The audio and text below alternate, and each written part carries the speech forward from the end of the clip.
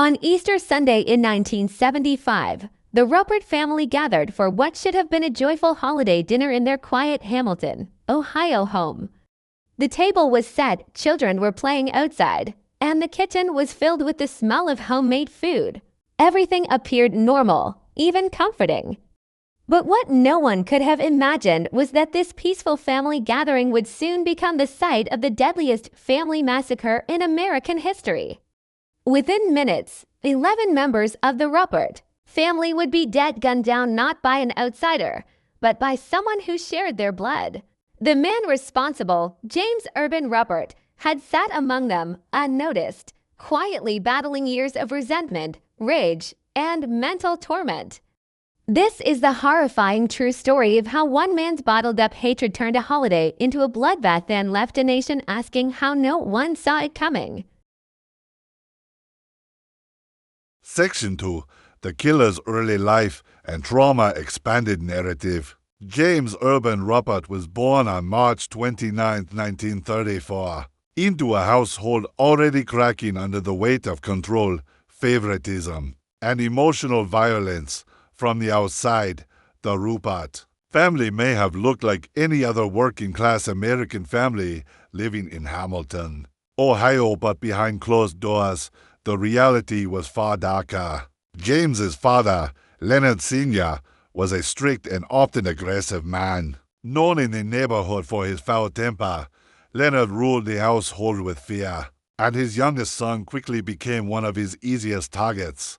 But it wasn't just the abuse from his father that haunted James, it was the emotional abandonment from his mother, Charity. Instead of protecting him, she made him feel unwanted from a young age. Charity made it crystal clear that she had a favorite, her older son, Leonard Jr. He was outgoing, confident, academically successful. The golden child, James, on the other hand, was quiet, awkward, and slow to fit in. Charity didn't just favor Leonard Jr.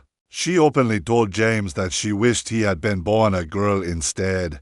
For a young boy trying to find his place in the world, such words were devastating. They weren't just insults, they were rejections of his very existence. That as James grew older, he withdrew deeper into himself. At school, he struggled to make friends. He didn't belong at home, and he didn't fit in at school. The weight of this dual rejection grew heavier with each passing year. By the time he was a teenager, he was drowning in loneliness, insecurity, and an overwhelming sense of inferiority. And then, at just 16 years old, he reached his breaking point. That in a moment of utter despair, James attempted to take his own life. He fashioned a noose out of bed sheets and tried to hang himself. The attempt failed, but it marked a turning point. From that day on, James stopped trying to improve his life. He stopped trying to compete with his brother. He stopped trying to please his mother. Instead, he began quietly accepting what he believed was his fate, to be the disappointment, the mistake, the one who didn't matter, even as his father died of tuberculosis when James was just 12. The emotional abuse didn't end. Section 3. Adult Failures and the Seeds of Resentment. As James Rupert stepped into adulthood, the world didn't open up for him, it closed in. The emotional wounds of his childhood followed him everywhere, shaping the way he saw himself and the people around him. While others his age found direction, James drifted. He enrolled in college, but the spark never caught. After just 2 years, he dropped out.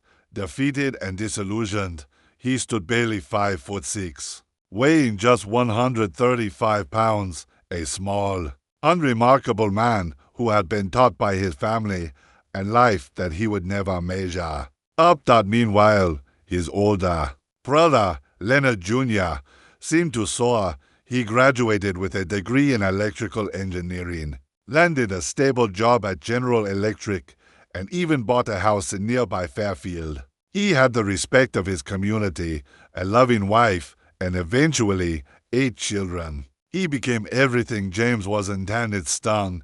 To make matters worse, Leonard married Elma, a woman James had once dated and never stopped loving. Watching his brother build the life he had secretly longed for, career, family, status was like twisting a knife James had been carrying in his back since childhood.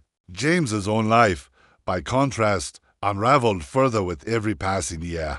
He lived with his aging mother, jobless, directionless, and increasingly bitter. He trained to become a draftsman, but never found steady employment. What little money he had was lost during the stock market crash of 1973-1974.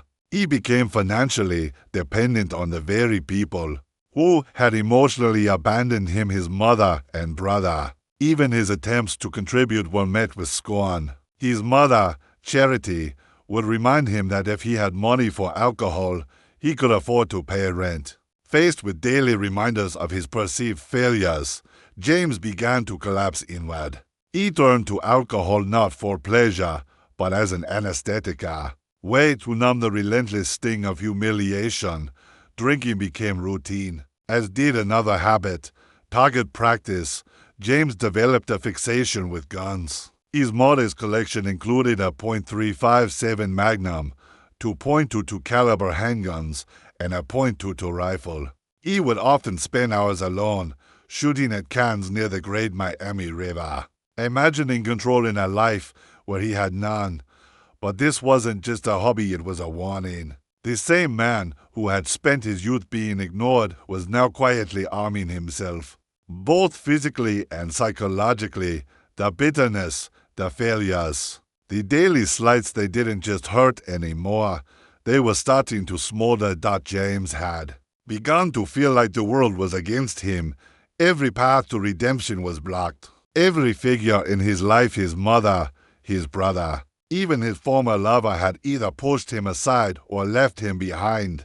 Resentment turned to rage. And though no one could see it yet, James Ruppert was approaching the edge of something irreversible. He was no longer just a broken man. He was a pressure cooker, silent, tight-lidded, and ready to explode.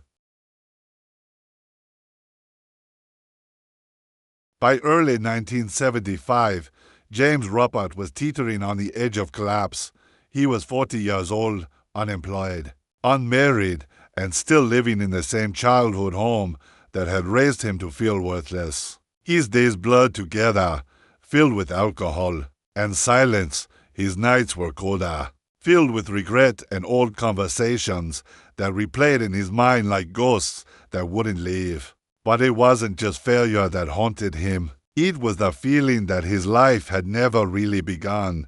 The final straw came from the same place most of his pain had, his mother. Charity had grown tired of her son's drinking, his joblessness, and what she saw as his useless presence in her home. She began threatening to evict him unless he found a job and started paying rent. But James had nothing left to offer. He had already lost what little money he had in the stock market crash of 1973.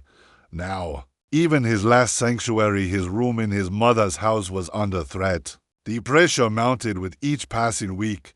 Charity's words weren't just criticism. Anymore, they were ultimatums. She mocked him, telling him that if he could afford to drink at the bar, he could afford to pay rent. To James, these words were more than insults. They were final confirmations of everything he had always believed, that he was unloved, unwanted, and viewed as a burden by his own family instead of pushing him to improve. Her threats pushed him deeper into despair, but this time, it wasn't the kind of despair that ended in a suicide attempt. It was something darker. In the weeks leading up to Easter, James began to prepare. He started practicing his shooting more often, spending hours alone at the Great Miami River, blasting cans with calculated precision. He didn't speak of violence to anyone, but he started asking dangerous questions at a local store. He inquired about purchasing silencers for his guns. He never bought them, but he had crossed an invisible line. He had begun planning. Then came his 41st birthday, March 29, 1975. Instead of celebrating, James spent the day drinking alone. At the 19th Hole Cocktail Lounge, there, he confided in the bartender, Wanda Bishop. He told her about the pressure he was under, the rent his mother demanded, and the impossibility of escaping the situation. He said he had to solve the problem. Wanda didn't think much of it. People vent all the time over drinks, but for James, this wasn't venting, it was foreshadowing. He stayed at the bar until 2:30 a.m., drinking steadily. When Wanda asked if he'd figured things out, he replied, "No, not yet." That yet would prove chilling that something had shifted inside James for decades. He had swallowed pain, humiliation, and rejection. He had buried it all.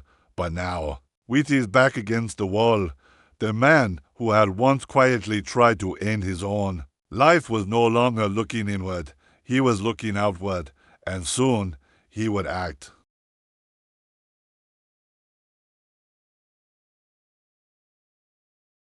By early 1975, James Ruppert was teetering on the edge of collapse. He was 40 years old, unemployed, unmarried, and still living in the same childhood home that had raised him to feel worthless. His days blurred together, filled with alcohol and silence. His nights were colder, filled with regret and old conversations that replayed in his mind like ghosts that wouldn't leave. But it wasn't just failure that haunted him. It was the feeling that his life had never really begun. The final straw came from the same place most of his pain had, his mother. Charity had grown tired of her son's drinking, his joblessness, and what she saw as his useless presence in her home. She began threatening to evict him unless he found a job and started paying rent. But James had nothing left to offer. He had already lost what little money he had in the stock market crash of 1973. Now, even his last sanctuary, his room in his mother's house, was under threat. The pressure mounted with each passing week. Charity's words weren't just criticism. Anymore, they were ultimatums. She mocked him, telling him that if he could afford to drink at the bar, he could afford to pay rent. To James, these words were more than insults. They were final confirmations of everything he had always believed, that he was unloved, unwanted, and viewed as a burden by his own family instead of pushing him to improve. Her threats pushed him deeper into despair, but this time, it wasn't the kind of despair that ended in a suicide attempt. It was something darker that in the weeks leading up to Easter, James began to prepare. He started practicing his shooting more often, spending hours alone at the Great Miami River, blasting cans with calculated precision. He didn't speak of violence to anyone, but he started asking dangerous questions at a local store. He inquired about purchasing silencers for his guns. He never bought them, but he had crossed an invisible line he had begun planning. Then came his 41st birthday, March 29, 1975. Instead of celebrating, James spent the day drinking alone. At the 19th Hole Cocktail Lounge, there, he confided in the bartender, Wanda Bishop. He told her about the pressure he was under, the rent his mother demanded, and the impossibility of escaping the situation. He said he had to solve the problem. Wanda didn't think much of it. People vent all the time over drinks, but for James, this wasn't venting, it was foreshadowing. He stayed at the bar until 2:30 a.m., drinking steadily. When Wanda asked if he'd figured things out, he replied, "No, not yet." That yet would prove chilling that something had shifted inside James for decades. He had swallowed pain, humiliation, and rejection. He had buried it all. But now, with his back against the wall, the man who had once quietly tried to end his own life was no longer looking inward. He was looking outward, and soon he would act. Easter Sunday, March 30th, 1975, began like any other quiet holiday in Hamilton, Ohio. The morning was still, and the air carried the hopeful weight of spring. Inside the modest two-story home at 635 Minor Avenue, Charity Ruppert, despite feeling unwell, had made plans for a later Easter dinner. She had called her older son, Leonard Jr., and invited him and his family to join her and James at the house by afternoon. The Ruppert home was filled with life. Leonard Jr. arrived with his wife, Olma, and their 8 children ranging in age from 4 to 17. The kids were excited, running around the yard collecting eggs in a playful Easter hunt. Inside the house, the atmosphere was warm.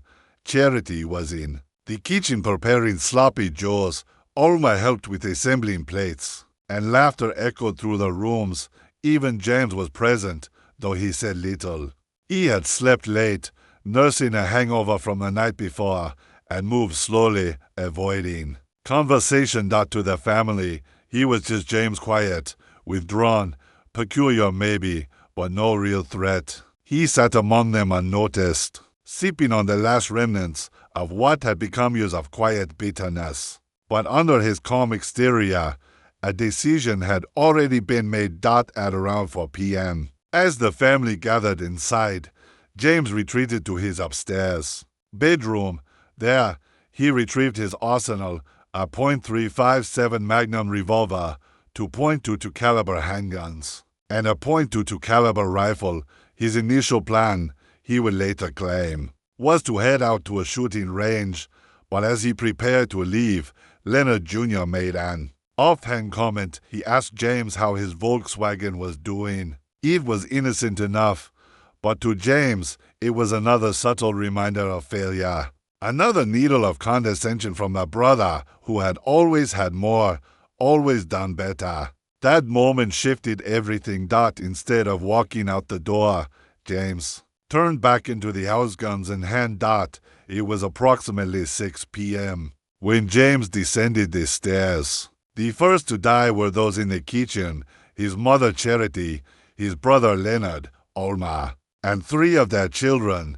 He opened fire with cold precision, striking nearly all of them in the chest. His mother, the woman whose approval he had never won, lunged at him in a desperate attempt to stop the carnage. He shot her in the head. Without pause, he moved to the living room. There, the rest of the children and Leonard 3, Michael, and little John Bailey had time to react. James fired round after round, methodically reloading and firing again, to make sure none were left alive. In less than 5 minutes, 11 lives were extinguished. 44 bullets were fired. 40 of them hit their mark. And just like that, the Ruppert family was gone. The house fell silent, except for the faint ticking of a kitchen clock and the distant sound of church bells, ringing bells that masked the sound of the shots. It was over, but James didn't run. He didn't panic. Instead, he sat quietly on the couch, surrounded by the bodies of the people who had once been his family. For 3 hours, he remained there, unmoving, contemplating his next move. Some believe he was debating suicide. Others say he was soaking in the moment. Whatever the reason, James eventually picked up the phone and called the police. "There's been a shooting," he said when officers arrived. They were met at the front door by a man who looked anything but dangerous, short, pale, wearing thick glasses, with the calm demeanor of someone reporting a break-in. But what waited inside the house would haunt the police forever. When police arrived at the Ruppert home on Minor Avenue, nothing about the scene outside hinted at the horror waiting inside. The man who had called them James Ruppert greeted them at the door with a flat expression, not shaken, not angry, just still. He didn't resist. He didn't panic. To the officers, he looked like someone reporting a domestic disturbance or a noise complaint, not a man who had just slaughtered his entire family. But as they stepped through the doorway, the smell of blood hit them, first thick and metallic, and then came the sight. The interior of the house resembled a war zone. Blood pooled on the hardwood floors, soaking through the boards and dripping into the basement below. 11 bodies were scattered throughout 2 rooms, many still wearing their holiday clothes. In the kitchen, Sloppy Joe sat unfinished on the table, now cold. The quiet chaos of family life had been frozen in time, interrupted by a brutal wave of violence. There were no signs of a struggle, no overturned furniture, no broken glass, no smashed plates. Just one knocked-over trash can. That detail said everything. The family hadn't even had a chance to react. They trusted James. He was one of them. One of the officers later recalled that the scene was so gruesome, so unexpected, that he had to rush outside and vomit on the lawn. Another said it was the most horrifying sight he'd encountered in his entire career. The image of the smallest child, John, just 4 years old, with his little sneaker peeking out from beneath a blood-stained sheet, broke even the most hardened first responders. One by one, stretchers were brought in. One by one, they were brought out, 11 in total. As news of the massacre spread, neighbors gathered in stunned silence. This wasn't a crime that made sense. This was a family known in the community polite, quiet, seemingly normal, and James. He was seen as odd, yes, but never dangerous. He was the quiet man with thick glasses who kept to himself. Not the kind of man you expect to commit mass murder. The shock deepened as the full weight of what had happened began to register. James hadn't killed strangers. He hadn't acted in a moment of fury against an enemy. He had systematically executed the very people who had shared his childhood, his dinner table, and his blood.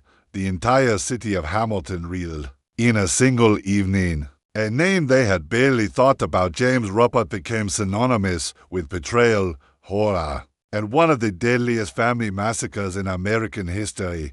And still, James said almost nothing to investigators. The puzzle had only just begun. Why had this man, overlooked for so long, decided to wipe out his entire bloodline? What darkness had finally pushed him over the edge? They had the crime. They had the killer. Now, they needed the motive. James Ruppert didn't resist when officers placed him under arrest. He didn't run, didn't fight, didn't even flinch. In fact, according to police, he appeared almost eerily calm, as if the unimaginable bloodshed that had just taken place round him had already been filed away in his mind. He was led away in handcuffs while the bodies of his mother, brother, sister-in-law, and 8 nieces and nephews still lay cold inside the family home at the station. Investigators prepared themselves for a volatile or unhinged suspect. What they encountered was far more unsettling: silence. James refused to cooperate. He wouldn't answer questions. He showed no remorse, no visible emotion, and offered no explanation for why he had executed nearly his entire family in cold blood. He sat in the interrogation room like a man waiting in line at the bank, still, detached, an entirely unreadable dot. It was a disturbing contrast to the sheer brutality of his crime. Most mass murderers lash out in rage or act on impulse, but James had reloaded. He had aimed carefully. He had made sure no one was left alive. Now, sitting quietly in custody, it was clear that the massacre hadn't been a moment of madness. It was something deeper, something colder. Investigators desperately searched for a motive. What could drive someone to such an atrocity? But James gave them nothing, no confession, no denial, just emptiness. What little they did uncover came from his past, a lifetime of resentment, failure, emotional neglect, and jealousy. A man crushed by the weight of never being good enough, finally lashing out in the most violent way imaginable. The story that began to emerge was not of a monster in the traditional sense, but of a man slowly and silently imploding over decades until he exploded. Yet the lack of remorse deeply unsettled everyone involved, even in holding. James never expressed regret. When asked why he didn't take his own life after the murders, he simply said that suicide was a mortal sin and he didn't want that to be his final act. To some, that statement hinted at a twisted form of rationality. To others, it reeked of a calculated effort to manipulate the legal system. One thing was certain: this wasn't going to be a typical trial.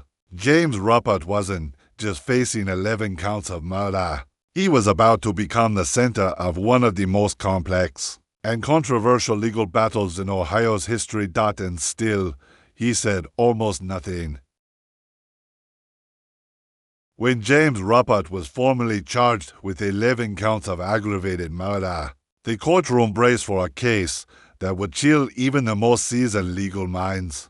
Prosecutors described it as one of the most horrifying crimes the state had ever seen: a calculated, cold-blooded execution of nearly an entire family.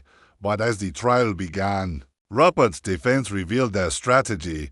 They would plead not guilty by reason of insanity. This immediately divided public opinion. Was James Ruppert truly insane, a man broken by decades of abuse and psychological torment? Or was this a deliberate attempt to escape justice for one of the most heinous acts in American criminal history? Representing Ruppert was defense attorney Hugh D. Holbrook, who became so invested in the case that he personally paid to bring in a team of psychiatrists and psychologists from across the country. Their goal was clear: to convince the court that James had suffered from severe mental illness long before the murders, and that he had been in the grip of a psychotic episode when he killed his family. Two of the defense's psychiatrists testified that James suffered from paranoia and delusions of persecution, conditions they believed were the result of long-term psychological abuse by both his brother and mother. They described a man who had never truly developed a healthy emotional framework, who had internalized years of rejection and humiliation until his mind collapsed under the pressure. Even a Harvard psychiatrist, Dr. Lester Grinspoon, offered a chilling perspective. He believed that had more people been in the house that day, James might have killed them too.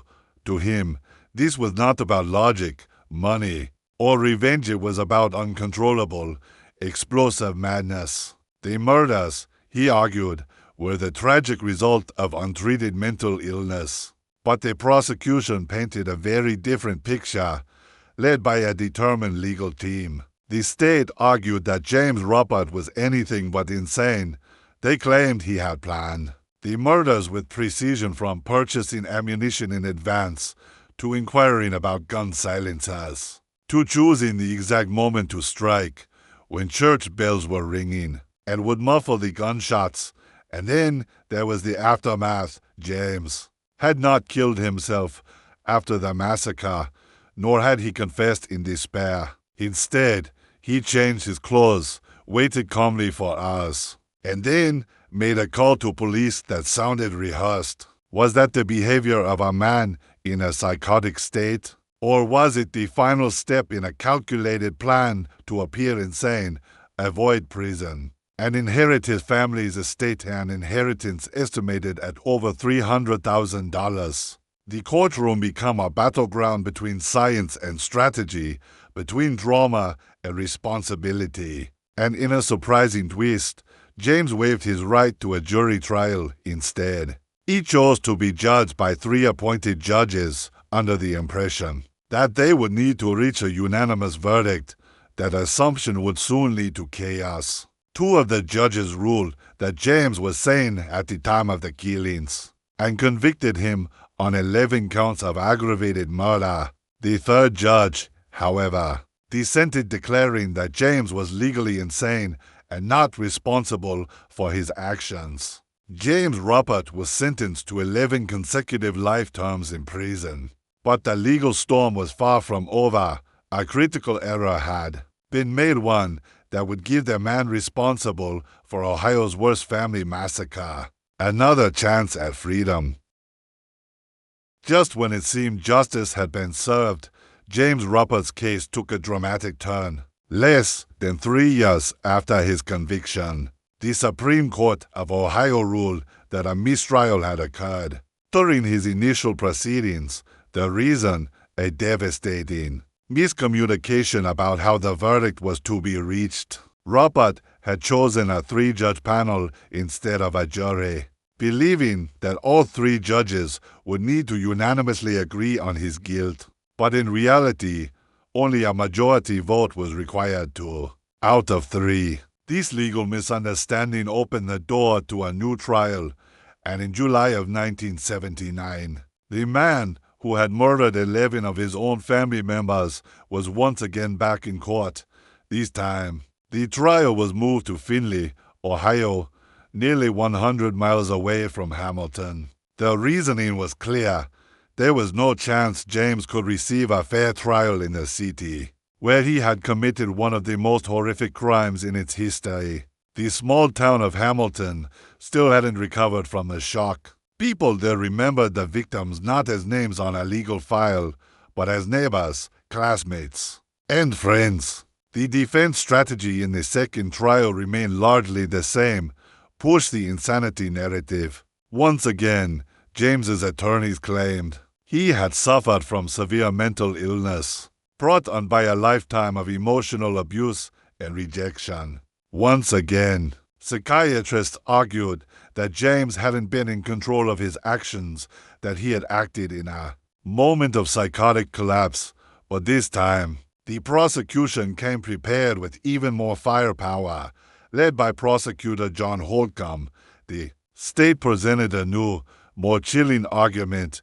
This was not just a man who snapped. This was premeditated murder, carefully timed and methodically executed. Holcomb pointed to the fact that James had inquired about gun silencers just weeks before the massacre, that he had spent time practicing his shooting skills, alone and obsessively, that he had told a bartender he needed to solve a problem. And most disturbing of all, Holcomb argued that James had intentionally carried out the murders during the tolling of church bells, using the sound to muffle the gunfire and delay any 911 calls. This, Holcomb said, was not a moment of psychosis. It was a cold, calculated act by a man who had planned not just the crime, but his own legal escape route. By pleading insanity, James could be sentenced not to prison, but to a state psychiatric hospital, where he might one day be declared sane and walk free.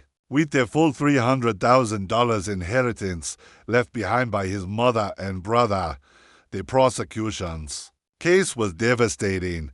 The courtroom atmosphere grew heavier with each exhibit: gun records, witness testimonies, psychiatric interviews. Piece by piece, they dismantled the image of a broken man acting out of delusion and instead constructed the portrait of a quiet manipulator playing the long game. By the end of the second trial, the outcome was clear. James Ruppert was once again convicted and once again sentenced to 11 consecutive life terms. But even this wasn't the final chapter.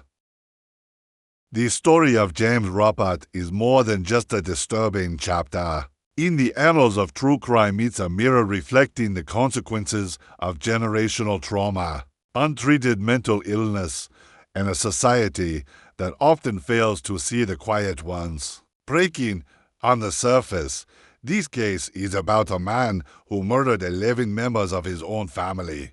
But beneath that is a story of a boy ignored, a man humiliated, and a lifetime of emotional wounds that never healed. Some say James was a victim of circumstance, raised in a household where cruelty was routine and love was earned but never given. Others argue he knew exactly what he was doing and carried out the murders with precision, timing, and a motive rooted in money and revenge. And maybe the truth is both. Maybe he was broken and dangerous. Maybe he was abused and still responsible. Maybe the lines between madness and murder are thinner than we think. What we do know is this: 11 innocent lives were taken on a quiet Easter Sunday. Lives that deserved more. Futures that were stolen not by a stranger, but by someone who had sat at their table, shared their childhoods, held their trust. As we reflect on this case, we're left with questions that have no satisfying answers. Was justice truly served? Can someone ever fully pay for something like this? Could it have been prevented? That's the haunting legacy of the Easter Sunday massacre. It doesn't just shock you. It stays with you. If this story moved you, share your thoughts in the comments below. Do you believe James Robert was truly insane, or was he fully aware of what he was doing? Was this the tragic end of a man tormented by his past, or the coldest act of revenge imaginable? If you want more stories like these cases that dig deep into the human mind and the darkness it can hold, like the video, subscribe to the channel and turn on the notification bell. Thank you for watching. We'll see you in the next one.